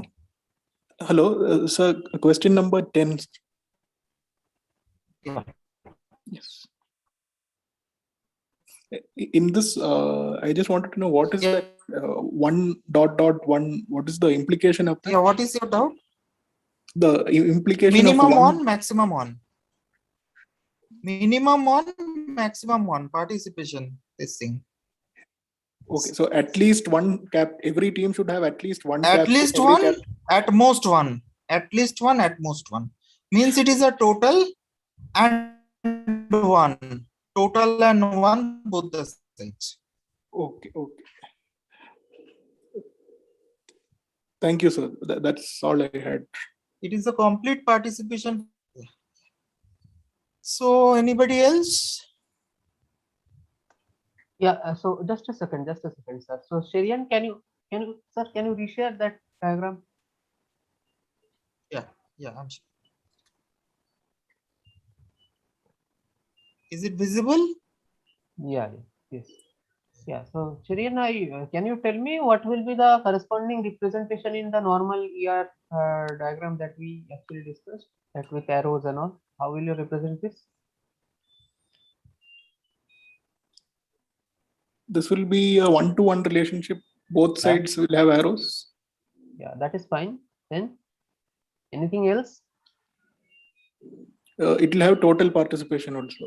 Yeah, because you have minimum one, right? So that is important. So what you will have to do is you have to put arrows and you have to double line. Double line. Yeah, double line arrows both the sides. Yeah, okay. So yeah, that's what I wanted to point out. Thank you very much. Okay. Anyone else? Sir, one request is there. Actually, we was doing the math classes, and there was a table designing was there. So I want to understand that something that they introduced one thing relationship in the SQL Alchemy, and we didn't learn that thing in the DBMS. So DBMS, if there are many to many, there is a binary. If binary relation and many to many is there, then we create a third table, and which can contain the both ID. That we did. But in the SQL Alchemy, they also include one more attribute in that both table, which was the initial table 1 and table 2, and this is called the relationship. So didn't understand the what's actually meaning and why we need that. Actually, I talked to the Mad1 team and I'll check out what is that. I don't know what they have shown. Yes, this last YouTube video is there. Yeah, I'll check out with Abhishek like what is there, and I'll next day maybe I'll address that. Yes, and one more thing, sir. Is it possible to one time show that this join and that little one too complex the code of the SQL, how we actually work in the SQL Alchemy? Because he has one own method of the class way. So actually we are not, and he has some restricted ways. So whatever they made according to his way, and whatever we study in the depth, more depth in the DBMS. So how to convert this SQL in that, or I have to write the in the pure SQL only. Okay, So we'll check out it. Like I don't know immediately it is possible or not. Like not today, next day. I'll check yeah, out that what is there, because we don't I know can, like what exactly they have done.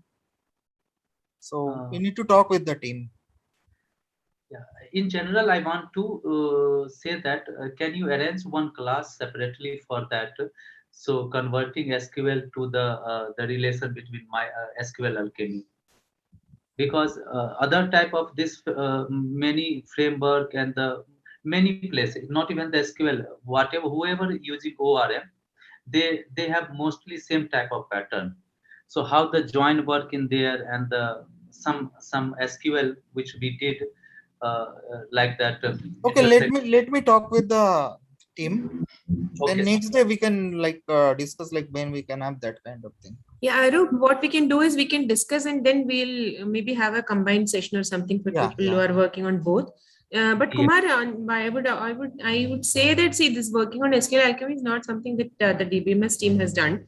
So we'll have to start from scratch. So one thing that we can do is we can take help from Abhishek and try to see connecting to a PostgreSQL database and see how it goes. Like, I mean, we can come up with a design and maybe give a simple demo. I'm not sure how much it is feasible, but I mean, as Arup said, like we'll discuss with the other team and our application development team, and we'll see if a combined session is possible. Okay. Okay, ma'am. One time Bhaskar sir was telling, so I thought that No. What I want to ask is, what is your exact doubt actually? So you want to know how SQL Alchemy and Postgres are means from the operational point of view, how a query is executing those things, right? And that no. table part that you said, that you have to actually check out, otherwise we can't tell, as Arup sir Yeah, said. no, sir. I only want right now that table configuration. What we create the table, and we write the query on the table, no?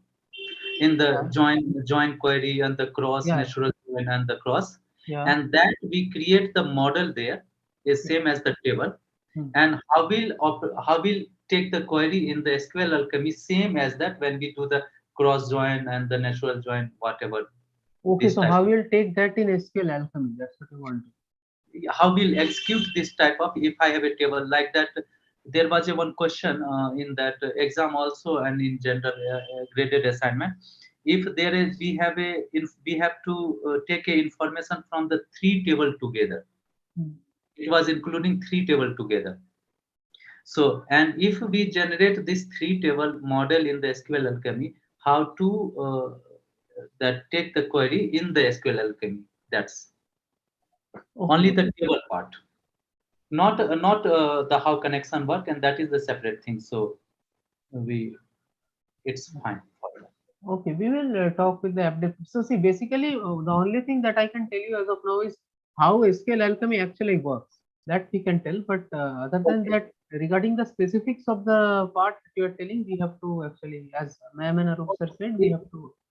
I think if we understand how SQL Alchemy works, then maybe we can figure out something after See, work. so that is just a simple analogy. SQL Alchemy does one thing. So the tables, they are represented as class. Okay, in Python, the backend that you are using, that is an object relational model, right? So you will have classes and objects. So each table is represented as a class. Now, when you have the tuples in Postgres, they are represented as objects in the Yes. of that class. And the Yes. relationship that you have by using foreign keys or something like that, any kind of relation, that is represented as a member procedure or a function. Now, simply you have relation with the classes, the properties, that is actually the attribute names, and you have relations using functions, which is the class's behavior. That was a No, direct answer. sir has written two separate things. Foreign key was defined somewhere else, and the relationship was defined somewhere else. So Yeah, that it was also you can do. That you are free to do, right? one day if you can make Yeah, that yeah. even Okay. till now we cannot understand. Okay. Okay. A relationship was defined by using a parameter called backref. Yes, yes. Also. Yeah, that is a predefined SQL Alchemy property for foreign key. You can do that.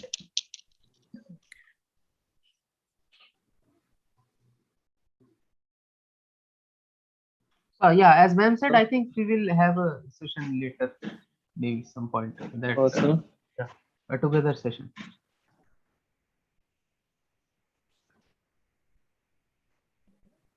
Jianshu, you want to ask something? so just wanted an explanation on the programming assignment one part, the part practice one. Like, so I have run the code, like I explained it, like I'm not getting how to like write the code for the function, like where to put it. Like we have to put the prime number. So like where to write the code for the prime number. Bhaskar, you want to address this? Yeah, but I did not get your doubt actually. So see, what we expect you to do is you write a simple Python code where it will have a DB connection, and after it makes a DB connection, it will run a query. Now, according to you have to write that query properly. But after you get the result set of that query in the using the Python code, using your Python's construct or the features that Python programming provides you, using those features, you write in the Python code only, you filter the tuples that you get, depending upon the condition that the question asks for. So you make the connection, that is point 1, run the query, point 2, and point 3 is you filter the appropriate tuples. And after that, you simply print that in the standard output. I have made the connection that I have done, but actually I'm not getting like how to write the SQL for prime number exactly. Like, do you have to make a function for it or You a don't stored have to procedure? write SQL of prime number. You have to write. So see, how do you generally work on a database using a programming language? You fetch. That's the point that we want to highlight.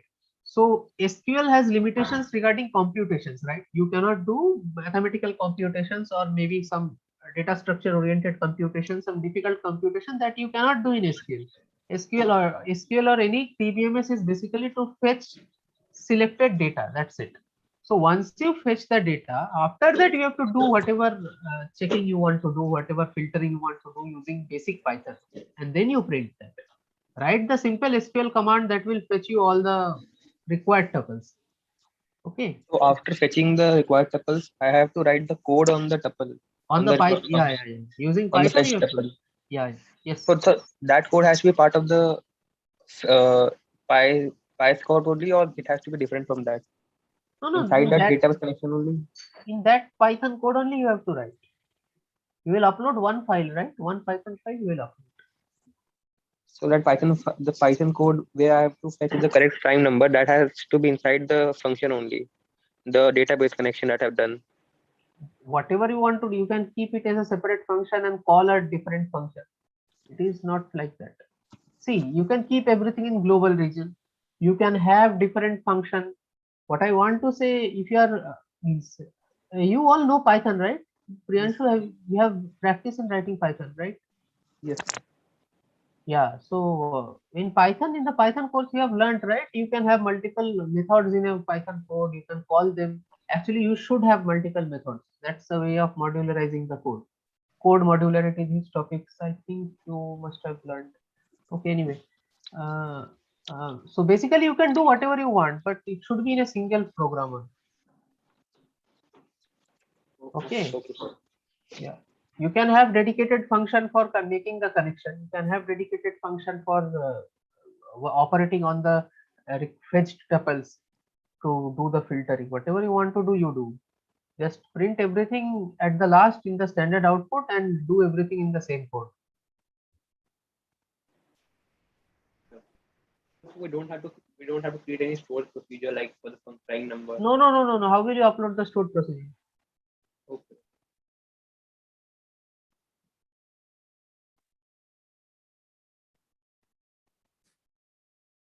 Okay, so if there are no more questions. Okay, Bimlesh has raised his hand. Bimlesh, you want to ask something? Yes, ma'am. This is regarding the practice problem 2. In that, the team ID, we can assume that whatever will be the test private test cases, the team ID will be comprising only of alphanumeric characters and no correct. special characters. Correct? No special characters. If it was there, it would have been mentioned as part of problem statement. Yes, because I was thinking of all possible scenarios, and then this No, all no, came to only mind. alphabets Suppose, and numeric, or only alphabets and numbers. okay, thank you.